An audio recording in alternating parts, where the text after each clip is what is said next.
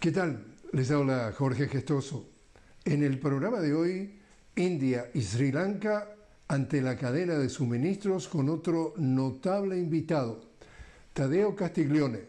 periodista especializado en relaciones internacionales directamente desde Neuquén, Argentina. Tadeo Castiglione, una cálida bienvenida al programa. Como siempre, estimado Jorge, un enorme placer poder compartir contigo. Tadeo, hablemos de India, el país más poblado del mundo, 1.430 millones de personas y depende fuertemente de los recursos que atraviesan el estrecho de Hormuz. ¿Cuán vulnerable ha quedado luego de esta situación de la guerra que le lanza Estados Unidos e Israel a Irán? Es muy interesante porque cuando analizamos la India, además de ser el país con mayor cantidad de habitantes del mundo, es un país muy vulnerable y muy dependiente de las cadenas de suministro globales. En primer lugar, principalmente del petróleo que sale del Golfo Pérsico y lógicamente toda la situación tras la agresión de Estados Unidos y de Israel en contra de Irán pusieron en jaque el abastecimiento no únicamente de combustibles, sino incluso de algo que es vital para la economía de la India, que son los fertilizantes. Y al poner en riesgo los fertilizantes que se producen en estos países, gran parte de las cosechas que se tienen previstas para la India van a ser o se van a aumentar en su precio cuando se tenga que realizar, o incluso esto también va a terminar afectando lo que podría llegar a ser hasta el inicio de una crisis alimentaria en el país con mayor cantidad de habitantes. Entonces vemos que tiene una vulnerabilidad sistémica, la cual ha quedado totalmente reflejada, y el juego de alianzas internacionales de la India también ha quedado expuesto en medio de toda esta situación. Y precisamente esta situación ha hecho que se produzca un reordenamiento de la cadena de suministros a nivel global que afecta, por supuesto, India, y también vamos a hablar después de Sri Lanka, aunque mucho más pequeño también, que se ha caracterizado por un país que provee suministros. Totalmente. Y cuando estamos hablando de la India y de la reconfiguración que está teniendo en estos tiempos, ha tenido que aprender sobre la marcha, prácticamente como quien apaga un incendio para poder sobrellevar la situación actual, más allá del aumento de los combustibles dentro de la India, por ende el aumento de la inflación generalizada en un país en los cuales cualquier salto inflacionario significa graves problemas sociales. El gobierno de Modi, a través de su política de alineación múltiple, es decir, una política en la cual no tiene aliados, pero tampoco tiene enemigos, sino que tiene socios, ha tratado de revertir un poco esta situación, pero aún así el margen de dependencia total que tiene la India hacia el sector del Golfo Pérsico, y también justamente una semana antes de que inicie el conflicto, la visita de Modi a Israel, lo dejó muy mal parado a nivel regional, vamos a decirlo, con todos los socios árabes, por lo que ha significado después la agresión flagrante en contra de Irán. Entonces, en medio de eso, estamos viendo una India que se está reconfigurando comercialmente, pero que aún así tiene una dependencia estructural que lógicamente ya está sufriendo las consecuencias de los acontecimientos internacionales. Precisamente dado, digamos, una visión binaria de las relaciones internacionales, parece que la India está jugando a dos puntas, que por un lado se sienta en la Casa Blanca a hablar con el presidente Donald Trump, y por el otro lado es un socio fundador del BRICS que busca negociar en sus propias monedas, que busca fortalecer el sur global. Entonces se puede estar al mismo tiempo visitando Israel, visitando la Casa Blanca y participando en cumbres de los BRICS al mismo tiempo. Es algo muy interesante porque en el pensamiento oriental se enseña a convivir con las contradicciones, mientras que en nuestro pensamiento occidental no estamos acostumbrados a las contradicciones, ¿no? Es más, nos parece hipócrita esos tipos de actitudes. Dentro de Oriente, la manera de razonar es muy diferente a la que suelen tener en nuestros países. En medio de eso, no se ve como una contradicción en la India misma, sino que se ve como quien se asocia con los ganadores en el momento exacto. Mientras la India se asocia con el BRICS, lo cual le beneficia económicamente, también está pactando un acuerdo de libre comercio y el arreglo del tema de aranceles con el gobierno de Donald Trump. Entonces,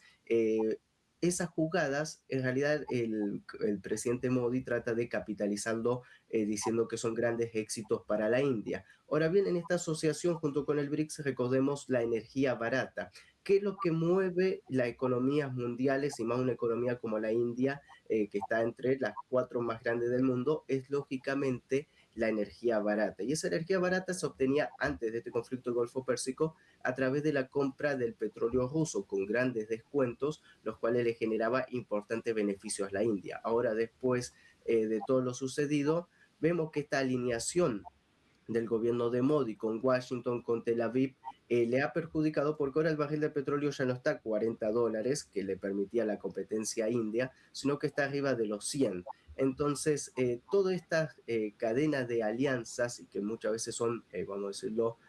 contraproducentes, bueno, también terminó afectando a Modi. Pero ¿cómo lo podemos entender cada uno desde nuestro país? Es bueno, se trata de aplicar una política exterior de máximo beneficio individual para el país y de esta manera también este alineamiento múltiple que tiene la India tiene algunos problemas coyunturales, lógicamente. Y en realidad, ¿tenía India alguna previsión, algún plan alternativo? ¿O esto lo ha tomado por sorpresa y está tratando de improvisar cómo salir de esta situación que es absolutamente para muchos imprevista? Creo que el gobierno de Modi fue sorprendido con esta situación porque incluso uno de los principales desarrollos económicos de la India, compitiendo en contra de China. China, recordemos, con la franja y la ruta, esa ruta comercial inmensa a nivel global, la India desarrolló una propia ruta comercial que conectaba el puerto de Bombay, que es un puerto muy importante para el comercio internacional, con los países del Golfo Pérsico y a través de ahí una red hasta Tel Aviv y de Tel Aviv hacia Grecia para llevar energía y para transportar bienes directamente a Europa. Si uno analiza todas las rutas que se están analizando, son las rutas que estuvieron involucradas en la guerra, es decir, la India invirtió miles de millones de dólares que se perdieron por este conflicto internacional. En medio de eso, no podemos ver que la India haya tenido una proyección o proyectado que iba a suceder este conflicto bélico, porque incluso, lógicamente, uno de los principales perjudiciales. Incluso la India tiene un puerto en Irán, el puerto de Chandahar, el cual también fue bombardeado por Estados Unidos y eso fue una queja muy grande de Modi hacia Estados Unidos diciendo, che, ese puerto es de control de la India con inversiones indias, no tiene nada que ver con el gobierno iraní y aún así fue bombardeado. Bueno, vemos que hay muchos intereses que han sido perjudicados y esto ha dejado mal parado internamente al gobierno de Modi, pero a la misma vez, dentro de esta política que tiene la India de proyección hacia el exterior, en los últimos meses había venido aceitando muchas relaciones con la ASEAN y todos los países del sudeste asiático, los cuales le abre una alternativa global también respecto al comercio, lo cual, bueno, queda un trecho mucho más grande para iniciativas en esa franja, lo cual también demuestra que muchas de las iniciativas que tenía la India fueron tomando algunas prioridades que terminaron siendo erróneas. Es decir, hoy por hoy, el suministro de petróleo y de gas que está usando como alternativa, ¿de dónde viene? Bien, lógicamente después del inicio de este conflicto y la grave crisis energética internacional que existe, Estados Unidos retiró muchas de las sanciones en contra del petróleo ruso, incluso le permitió a la India la compra, que continúe comprando petróleo ruso. Mucho del abastecimiento que tiene actualmente la India proviene directamente de Rusia, pero a diferencia de meses anteriores donde tenía una ventaja competitiva de precios, el barril ruso actual, el barril que se llama Ural, cotiza al igual que el Brent o incluso un poco más debido a que es el único barril de petróleo con garantía de entrega a nivel global. Esto lógicamente perjudica a la India porque si bien logra tener un abastecimiento, el cual no es al 100%, pero logra mantenerse al flote, vamos a decirlo, el costo energético, lógicamente, es mayor al anterior de la situación bélica y esto, lógicamente, se va repercutido en toda la sociedad de la India. Entonces, también acá vemos una gran contradicción de Estados Unidos en los cuales termina beneficiando a sus enemigos estratégicos, dígase tanto a Rusia como a China, en medio de la situación y del reposicionamiento global y la transformación global que estamos viviendo. La crisis a China, en la crisis a Rusia y la crisis especialmente a India, esta es la parte de la respuesta que más me interesa, puede llegar a prolongarse, a golpearla durante qué periodo a venir. Es interesante porque en las últimas semanas muchos expertos han estado hablando de que incluso si se desbloquea hoy mismo el estrecho de Hormuz, se llevaría 6 meses reponer el mercado energético a nivel global. Imaginémonos si este conflicto continúa un mes más, 2 meses, 3 meses, delante de la enorme crisis internacional de suministros que vamos a estar delante, y no únicamente ya petróleo o gas, sino que todo lo que son plásticos derivados del petróleo, aluminio, fertilizantes, y lógicamente esto marca una crisis de gran escala global, vamos a decirlo, de movimiento de placa tectónica. En medio de eso, creo que actualmente los países están en modo supervivencia, principalmente en el sudeste asiático y la India principalmente, en los cuales los abastecimientos normales pueden ser que tengan una reserva de entre 60 y 90 días, que más o menos lo que se especula, y después de eso, bueno, van a tener que empezar con una política de racionamiento, lo cual va a ser muy complicada socialmente. En esta jugada internacional, recordemos que los grandes productores de petróleo alternativos quedan en África, pero no tienen la capacidad para abastecimiento global, y el otro es Rusia, que ya tiene importantes contratos y que, por ejemplo, la República Popular China se ha beneficiado de los grandes gasoductos que se han ido formando, como el Fuerza de Siberia 2, los cuales siguen alimentando la industria china, que hasta el momento no se ha visto mayormente perjudicada por todos estos acontecimientos. En medio de eso, la India queda en una situación de mayor vulnerabilidad y eso complica también sus proyecciones internacionales. Tadeo, te invito a hacer una pequeña pausa. Estamos hablando con Tadeo Castiglione directamente desde Neuquén, en Argentina. Tadeo es un periodista y experto en relaciones internacionales. Estamos hablando sobre la India y Sri Lanka ante esta cadena de suministros que ha sido completamente alterada con la guerra que le lanza Estados Unidos e Israel a Irán. Ya regresamos.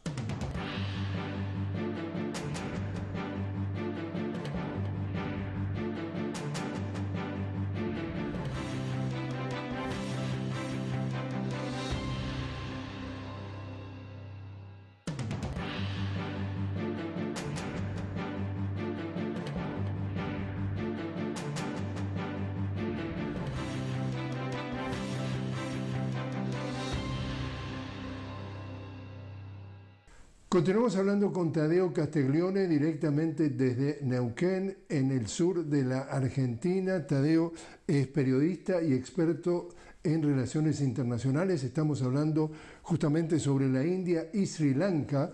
ante la cadena de suministros alterada justamente por esta guerra en el Medio Oriente. Tadeo, otro país, Sri Lanka, ex Ceilán, es un país mucho más pequeño que la India, pero ha jugado estratégicamente una posición importante en el Océano Índico. Cuéntanos qué posición y qué afectación está teniendo justamente a propósito de esta guerra. Bien, recordemos que Sri Lanka es un país insular, es una isla, lo cual lo posiciona de una manera muy estratégica porque tiene estas salidas hacia el Océano Índico, como bien mencionabas, lo cual le permite ser un nodo de conexión global, es decir, la importancia de los puertos para el comercio internacional, para las conexiones y, lógicamente, en una situación como la que estamos viviendo, la conexión marítima es 100% fundamental para mantener viva la economía. En medio de esto, recordemos que Sri Lanka tiene un gobierno socialista, un gobierno que está sabiendo administrar la situación, ha sido un país que se ha mantenido neutral en todo el momento de este conflicto internacional, a diferencia de la India que tenía sus intereses en la región, y que ha sido el país que ha salido a la salvaguardia, por ejemplo, del buque iraní Dena, el cual fue atacado de manera ilegal por los Estados Unidos. Entonces es un país que ha logrado posicionarse de manera muy inteligente. Pero sumado a todo esto, también recordemos que Sri Lanka tiene una gran asociación con la República Popular China, y todas estas rutas comerciales y más aún en estos momentos de crisis, lo ha logrado posicionar de manera muy inteligente, muy sabia, de tal manera que la crisis energética a nivel global, si bien le golpea, no le ha golpeado de lleno como si hubiera tenido alguna otra administración política que hubiera sido mayormente perjudicial para el desarrollo del pueblo. En medio de esto, recordemos también la ruta, más allá de la conexión con el Golfo de Bengala en la India, también tenemos lo que se llama el Estrecho de Malaca, en los cuales son nodos neurálgicos de transporte a escala global, en los cuales también deja a este país muy bien posicionado en lo que tiene que ver con las rutas comerciales y marítimas que se utilizan de manera a menudo, vamos a decir. Ahora, ¿está siendo presionado Sri Lanka por China y por India? Bien, siempre hay una disputa muy interesante respecto a la gobernanza de Sri Lanka, en los cuales por proyección continental es una seguida geográfica de la India, pero por ideología política ahora está respondiendo a intereses más bien chinos, aunque la defensa soberana de Sri Lanka es la política principal. En medio de eso hay una gran competencia, vamos a decirlo, entre las dos superpotencias respecto al control de Sri Lanka, pero en medio de y englobando la situación de Sri Lanka en esta crisis internacional, vemos que le ha beneficiado más estar cerca de China que de la India en estas circunstancias, y que incluso ha recibido entregas de diésel por parte de China y otros beneficios, dados los excedentes que está teniendo China. China logró entender el panorama internacional, se abasteció antes de mano de todos estos acontecimientos con grandes reservas de combustible, de tal manera que ahora puede socorrer a aliados y también lograr un lugar protagónico cada vez más importante a nivel regional. Históricamente, ambos países, estamos hablando de la India y de Sri Lanka, han sido proveedores de servicios globales. ¿Esto lo está afectando o lo está beneficiando esta guerra? Lógicamente, toda la industria manufacturera se ha visto perjudicada debido a los aumentos de los costos, los cuales hace que no se pueda mantener el ritmo que se venía manteniendo tiempo anterior. El caso de Sri Lanka, más allá de lograr tener algunas ventajas en medio de toda esta situación, siempre se ve perjudicada junto con su aliado, es decir, con sus hermanos de la India. Si la India se resfría, Sri Lanka se engripa. Esa es una relación que trasciende las fronteras y que trasciende también muchas de las lógicas internacionales, los cuales son dos factores de poder que responden incluso casi a la misma cantidad de exportaciones, dígase industria textil, dígase la industria del té y otros tipos de industria, los cuales se ven, vamos a decirlo, los dos están atados a la misma cadena de suministro, y lógicamente cuando uno se perjudica, el otro también. Entonces, vamos a decirlo que en ese aspecto los dos están atados en medio de esta situación. Todavía queda un evolucionar muy grande para saber cuál va a ser el impacto real. El caso de Sri Lanka tiene un margen de maniobra un poquito mayor que la India, al ser un país que, vamos a decirlo, está en vía de desarrollo, y que no tiene que negociar como superpotencia. Entonces eso les permite algunas ventajas y algunas comodidades en la arena internacional, que tal vez la India, con grandes maniobras, lógicamente también las repercusiones son aún mayores. Y estos países, tanto India como Sri Lanka, que han sido históricamente, como mencionábamos anteriormente, proveedores de servicios globales, al no suministrarlos cuando, entre comillas, se vuelva a lo que podría ser la normalidad, ¿van a recuperar ese protagonismo o podrían quedar completamente marginados y reemplazados por otros sectores que proveen justamente a nivel global sus servicios? Casi todos los países a nivel regional en el sur de Asia y en el sudeste asiático tienen esa cualidad de proveedores de servicio.